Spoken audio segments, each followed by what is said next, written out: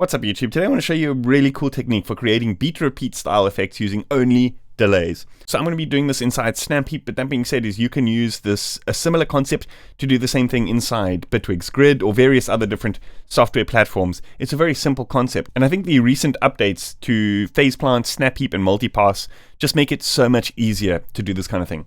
Let's dive in and have a look.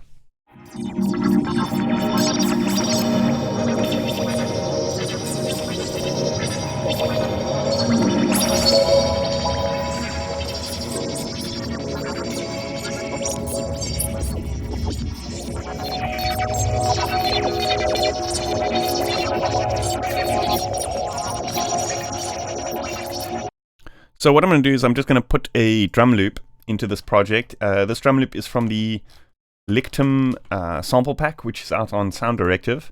I have featured this in a previous video before, but so yeah, just to make things easier, this kind of effect does kind of sound more pronounced with a beat. Obviously, that's why it's the beat repeat. But the reason we're doing it inside SnapHeap is because it then allows us to use this SnapHeap preset inside other SnapHeap racks or multipass racks or inside FazePlant itself, which is really, really powerful. So let's just go ahead and get past the kind of theory of this and create the actual rack itself, the effect. Then we're going to save it as a SnapHeap preset and we can load it up inside FazePlant and Multipass, and I'll show you various different other contexts. So let's go ahead and open up SnapHeap. So the basics of the patch are pretty simple. What I want to do actually is just to keep things nice and clean in terms of the interface, I want to open up another SnapHeap inside the SnapHeap. And the reason I do this is because we're going to be doing quite a bit of separate lane processing, and I want to keep this particular SnapHeap pretty simple so we can still add extra effects and everything like that. So this is quite a cool thing about the Kilohertz ecosystem, is it allows you to nest things inside other things, and you can kind of do it infinitely, which is pretty insane. So here, what we want to do is we want to create 4 parallel lanes, right? And on each one, we want to create a delay. So what we want to do is let's set this to 1/4. Then let's set this to 2/4. Let's set this to 3/4. And then let's set this to 4/4, right? Okay, so are you guys following? Now what we want to do is we want to put in a gain. And then we want to set this to percentage, and we want to turn it down to 0. And then we want to duplicate this onto all of these 4 parallel delay racks. So what this is going to do is we're going to use a kind of sequencer to sequence this on, then this on, then this on, and then this on. So what we want to do is we want to create a macro for each of these up to 50%. Let's call this step 1. And then here, let's put a macro up to 50%. Call this step 2. Let's put a macro on this one, 50%. Step 3. And then we put a macro on this one, 50%, step 4. Okay, so now we want to create another macro that's going to change the speed of the delays. And then we're going to call this one division. And then this macro is going to modulate the delay modifier by 100% on each of these. So what's going to happen now is when we change this division, it's going to modulate all of these up all the way up till a 4/32 or 1/32. And then what we want to do is we want to create a sequence to step these 1, 2, 3, 4, right? So the easiest way to do this would be to create an LFO. Let's set this to ramp up. Now what we want to do is we want to create 4 remaps that are assigned to this LFO, okay? So the easiest way to do this is to create one, assign it, and then put in the first shape that you want, which is going to be like the first quarter we want up, and then you just duplicate it, and then you draw in the second quarter. So what we want to do is we want to assign the first to step 1, 100%. This one we want to assign to step 2, 100%. And we want to carry on doing that till we have 4 remaps that kind of step sequentially, like this, okay? And then this one, step 3, 100%. Lastly, the 4th remap, okay? So the cool thing about this is when we duplicate them, it keeps the inputs and modulations and stuff intact. So we don't have to go reassign the remap every time and make it unipolar, which is very handy. So here what we want to do is we want to get this to sync to a 4/4 beat. So what that means is now when we get a macro we want to modulate this to 100%, but also this division over here. So what happens now is every time, for example, when we modulate this upwards, you see it's going to change the sequence speed faster and faster, but it's also going to change the delay divisions faster and faster. So essentially what we're doing is we're splitting the signal into 4, and then we're using the delays to step that repeat once later in the signal. The reason that the delays aren't stacking up and creating like an infinite kind of feedback is because we're actually using that sequence to gate the outputs with these gain modules like this. So I think another thing that is quite important is we need to turn the feedback on all of these delays down to 0. So what happens then is it only plays 1 repeat. Then we want to turn the mix up all the way so that it only plays the affected signal. We don't get 2 layers, for example. And I think that should be it. We've created our beat repeat. Let's check it out in context. Let's just call this division because this is now modulating the speed of the LFO as well.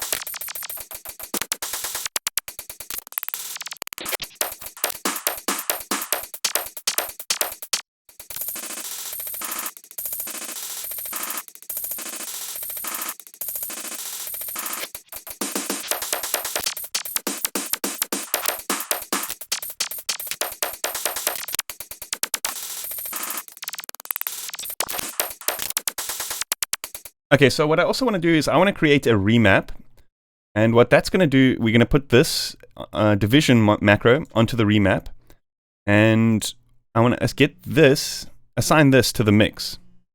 So with this one, what I want to do is I want to get it so that when it's at the bottom here, we have no mix, and it's going to quickly sweep the mix up. So what happens now is we're going to play it, and there's going to be no effect, but as soon as we turn this up slightly, it's going to start mix that in. Do you see what's happening there? So we can kind of have no effect and then the wide range of sweep of the different divisions.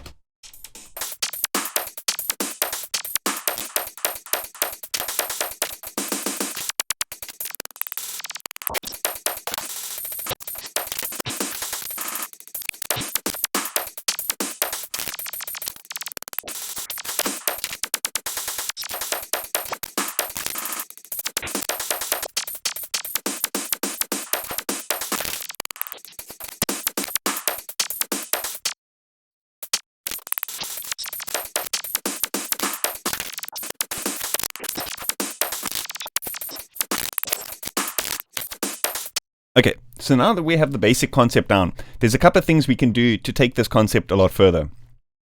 So what I want to do is, let's say for example, we want to do it closer to like the Ableton beat repeat, which actually has 8 steps.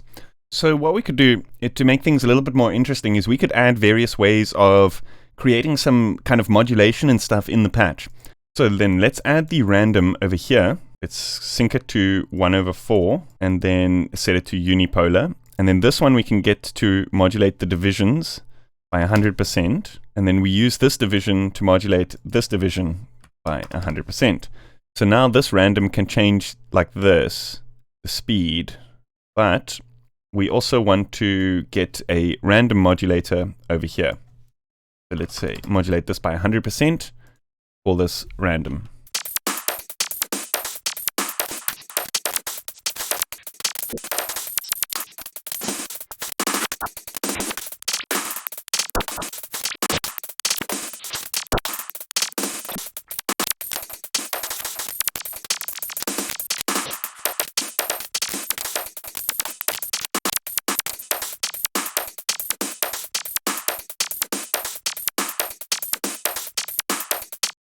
And what we can do is we can get this random to control the same remap over here. Let's put in some groups because it's getting a bit complex now. So let's say new group.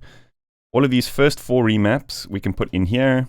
We can call this remap sequence and then minimize that. So then this random, we can get to control this as well. 100%.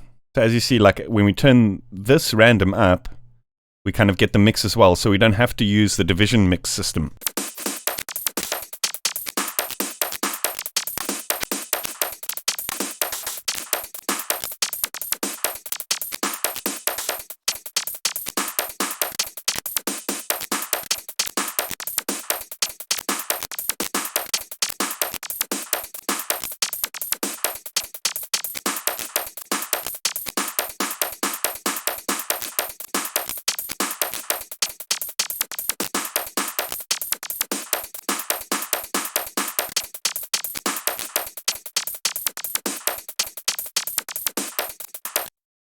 So what I want to do is I want to create an LFO here, which we can use to modulate the amplitude of the output coming out of this.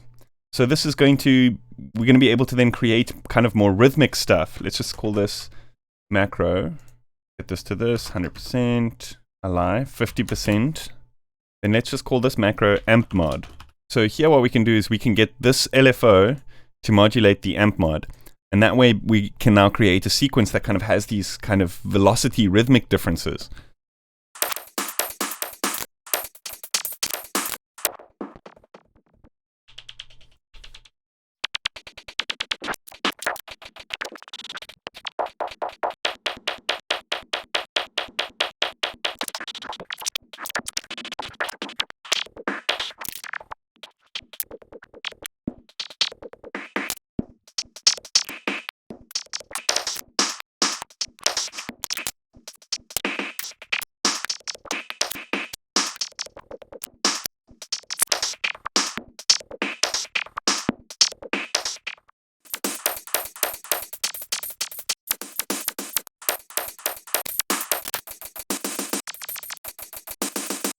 And then finally do like a reverse for this one, so it turns the amp down as it side chains the amount of amplitude modulation.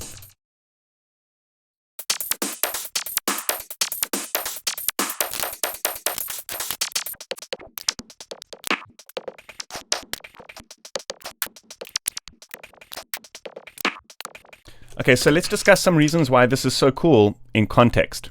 So let's take this away from the, so I'm going to remove this loop. I'm going to open up a blank instance of phase plant over here. And what I want to do is show you interesting ways of being able to use this kind of thing like in a patch. So for example, let's just slap it on straight away. I called it beat repeat 2.5. Now we have a saw wave. And immediately, once we start tweaking these things, it's like much more than just a saw wave now. It's like this instant kind of inspiration that we can use to kind of start sound designing from.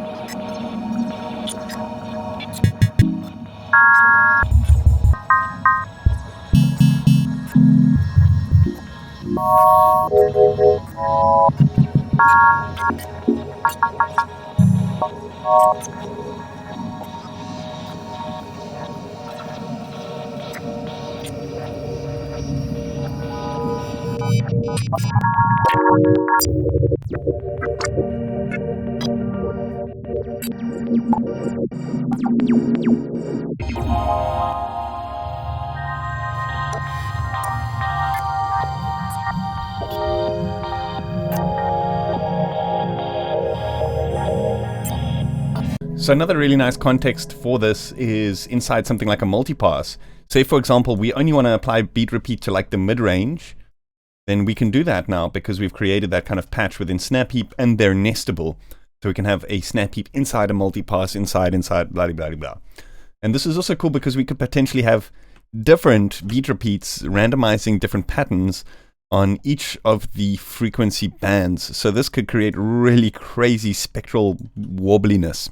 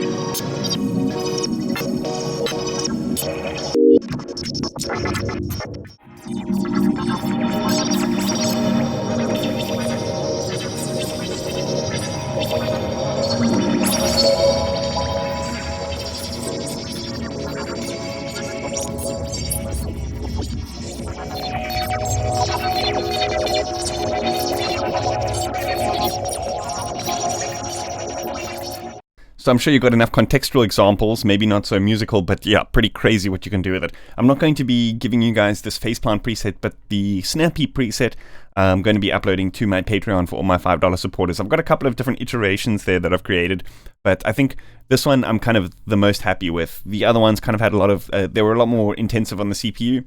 This one is simple and to the point, and it's got some of that nice modulation in terms of the filter and stuff, so you can kind of get those weird, almost neuro type of textures out of it, which is really cool. Yeah, I hope you guys enjoyed that. Let me know what you think in the comments. As always, if you haven't yet, please consider hitting that like button and subscribing to my channel. See you guys next time. Cheers.